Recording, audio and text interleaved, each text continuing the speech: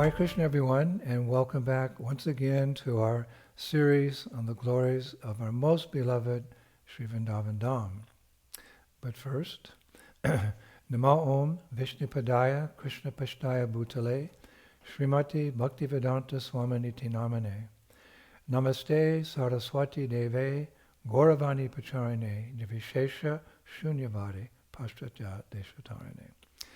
So, of course, we're continuing with our series on stimulation for ecstatic love, and this will be part 131, in which we will continue our discussions on Srimati Radharani's dress and attire. So let us begin with two verses, 183 and 184, from Chaitanya Charitamrita Madhya Lila, chapter 8, revealing to us that Radharani is the best dresser, and she teaches the art of dressing to all the other gopis in Vrindavan. So here's the quote. Even Satyabhama, one of the queens of Sri Krishna, desires the fortunate position and excellent qualities of Srimati Radharani. All the gopis learn the art of dressing from Srimati Radharani, and even the goddess of fortune Lakshmi and the wife of Lord Shiva, Parvati, desire her beauty and qualities. Indeed, Arundhati, the celebrated chaste wife of Vasishta, also wants to imitate the chastity and religious principles of Vrindavaneshwari, Srimati Radharani. So she's the best dresser, we heard, and she teaches all the other girls the art of dressing. Now, Srila Prabhupada, in Nectar of Devotion, chapter 42, entitled Fraternal Loving Affairs, relates a really interesting pastime where Krishna once dressed up as Srimati Radharani. He writes, Krishna once dressed himself up exactly like Radharani, just to create fun amongst his friends. He put on golden earrings, and because he was blackish, he smeared the pulp of kumkum all over his body in order to become as fair as she. By seeing this dress, Krishna's friend Subal became very astonished. Nectar of Devotion. Now the present-day Gaudiya Vaishnava scholar Srivatsa Goswami relates in his book, The Divine Consort, page 87, how once both Krishna and Sri Radha dressed up in each other's attire. This pastime is known as Matuki Lila, M-A-T-U-K-I, Matuki Lila. I never heard that word before, Matuki Lila. So once, in order to get close to Srimati Radharani, who was upset with him in anger, Krishna dressed up like a heavenly Kinari goddess. Kinari, K-I-N-N-A-R-I. He dressed up as a heavenly Kinari goddess, holding a beautiful gold and silver veena.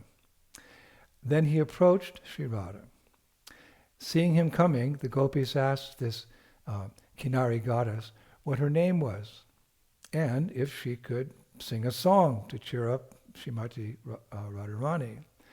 So this goddess replied that her name was Shaimasaki, because she was the color of a fresh rain cloud. Then she began to sing a song that plunged all the gopis present into ecstatic bliss. Actually, this pastime is repeated in different ways and different varieties, but this is the particular one we're describing today. So to reward Shaimasaki, Srimati Radharani was about to give her a jeweled locket from her own neck. But suddenly, Lalita Saki noticed that this new gopi was bent in three ways: her neck, her waist, and her legs. And so she pointed it out to Sri Radha. So seeing her beloved Krishna dressed up in this funny way, because then she realized, dressed up in this funny way, Radharani could no longer maintain her anger, and she smiled at Krishna. Then she took Krishna's flute, which was hidden in in his waist, and put it to her lips. Then donning her lover's peacock feather crown, because she had to take away the disguise, donning her lover's peacock feather crown and saffron-colored dhoti, she stood before Krishna, bent in three places, her neck, waist, and legs, while her eyebrows danced. Now a note here, this particular stance of Radharani is confirmed in Chaitanya Charitamrita, Madhya Lila, chapter 14, verse 190. Here it is. When Srimati Radharani stands before Krishna, she stands bent in three places, her neck, waist, and legs, as her eyebrows dance. Same thing, confirmed. So, the author continues, then blue-complexioned Krishna, in turn, took Shri Radha's earrings, red skirt, blouse, and transparent shawl, and smiling, dressed himself up in those translucent items. Krishna took her clothes. Then holding hands, Radha and Krishna gazed into one another's eyes. So seeing this unique sight, one gopi expressed her wonder. They're dressed in each other's clothes, Radha and Krishna. This gopi expressed her wonder. She said, she wears his peacock feather, he dons her lovely, delicate crown. She sports his yellow garment, he wraps himself in her beautiful sari. How charming is the very sight of it all. The daughter of Vrishabhanu, Radha, turns into Nanda's son, Krishna, and Nanda's son, Krishna, turns into Vrishabhanu's daughter. Hare Krishna. A note here, this particular pastime is actually reenacted as a play every year in Vrindavan during the Burhi Leela Festival. I discovered that, Burhi Leela Festival, which takes place on the 10th day of Navami, of the waxing fortnight of Shukla Paksha during the month of Bhadra, in case you want to see it. You'll be in Vrindavan at that time. Now, in Sri Krishna Bhavanamrita Mahakavya, page 102, our beloved Srila Krishnadas Kaviraj Goswami, in order to help us get a deep impression of the beauty of Srimati Radharani, he compares her beauty to things which we associate with beauty in this world, just so we can kind of get an idea. It's really interesting. He writes, to make the young desire play vine, named Sri Radhika, for her feet, he, the creator, collected lotus flowers, smeared with liquid vermilion. For her legs, he created a golden quiver for Cupid's flower arrows. For her knees, 2 jeweled boxes. For her thighs, 2 downward pointing banana trees of equal height. For her navel, he created a well of nectar. For her waist, the sky. For her 3-lined belly, 3 circular waves. For her arms, he created lotus stems. For her hands, sprouts. For her neck, a conch shell. For her lips, banduli flowers. For her teeth, fresh buds of kunda flowers. For her nose, he created a sesame flower. For her curly locks, he created black bees. For her ears, fresh sprouts. For her face, a full autumn moon. And for her hair, clouds with the thin drain of the Jamuna. All these to make the young desire play vine named Sri Radhika. Very poetic.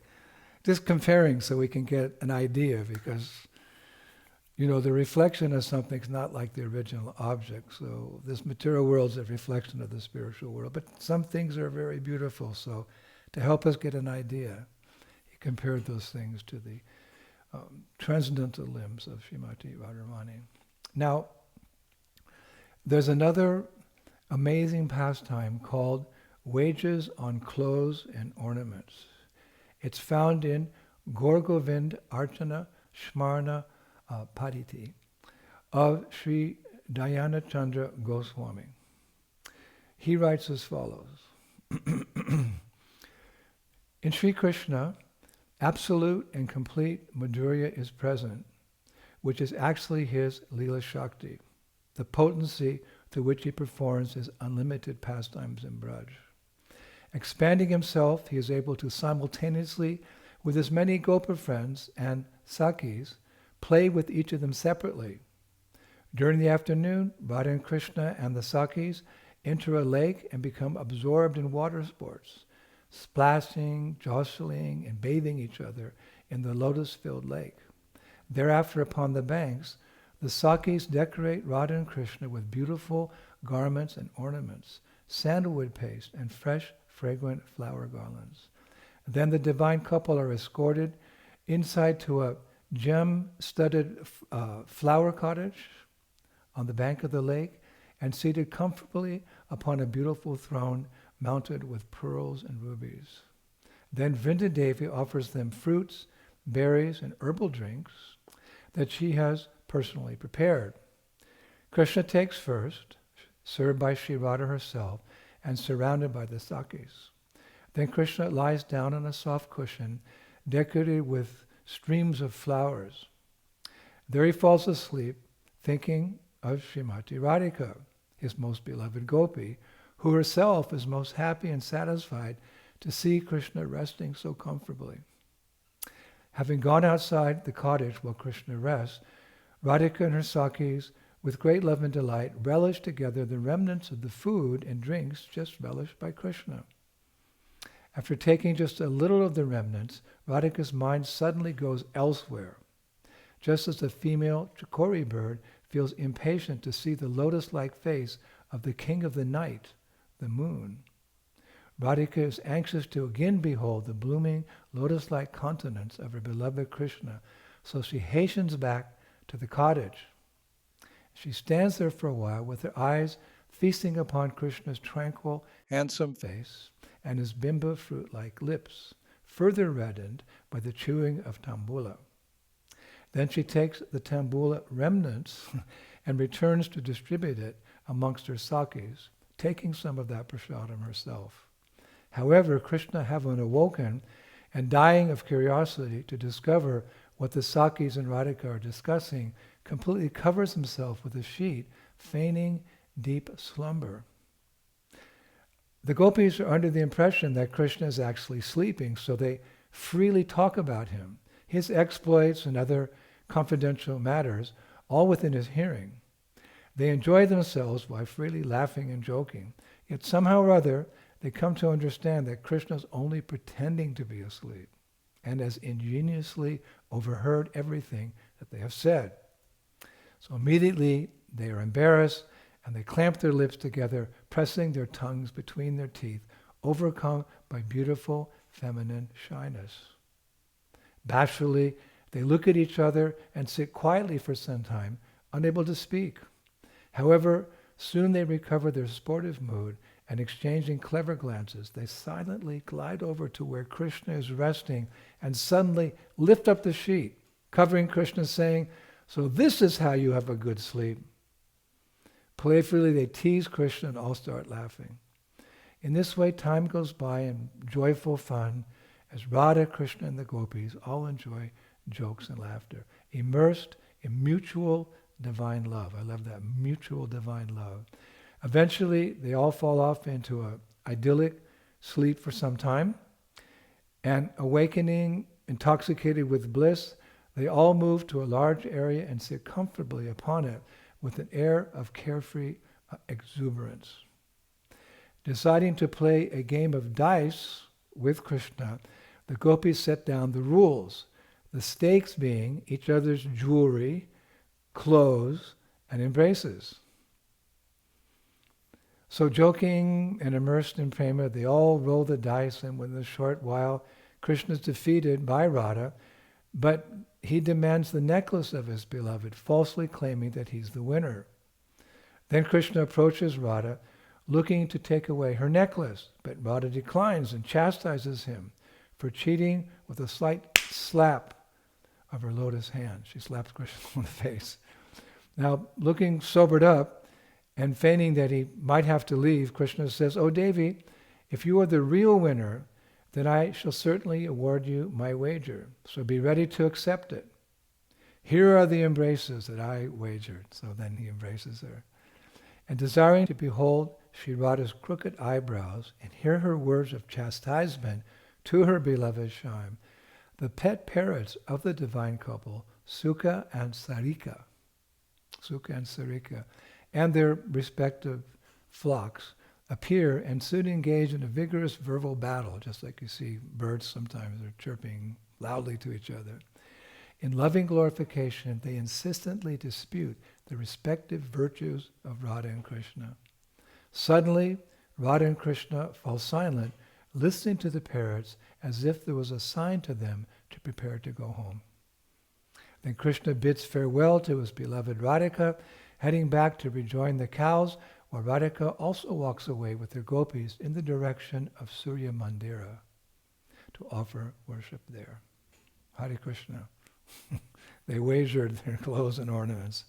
So we'll finish today with a beautiful verse by Sri Rupa Goswami in his compilation called Ujvala Nilamani, one of my favorites. He's addressing Radharani. All glories to your wonderful ruby red silk sari. O Radharani, this sari has doubled the passionate love I bear for you in my heart. Moving through the air in waves of sweetness, the tinkling sounds of your ankle bells silences the cooing of the sharasha birds, maddened with amorous passion. That tinkling sound fills my heart with a host of ecstasies. Hare Krishna. There we go. More stimulation for ecstatic love somewhere deep within our hearts. Okay, so see you again next week, dear devotees. Shri Shri Gaur Nitai ki, Shri Shri Krishna Balaram ki, Shri Shri Radha Shama Sundar ki, Vrindavaneshwari Shrimati Radharani ki, Mayapur Dham ki, Gaur Nitai ki, Shri Krishna Sankirtan Yagya ki, Nitai Gaur Vimanandi Jai Jai Sri Sri Radhe Shyam. Glories to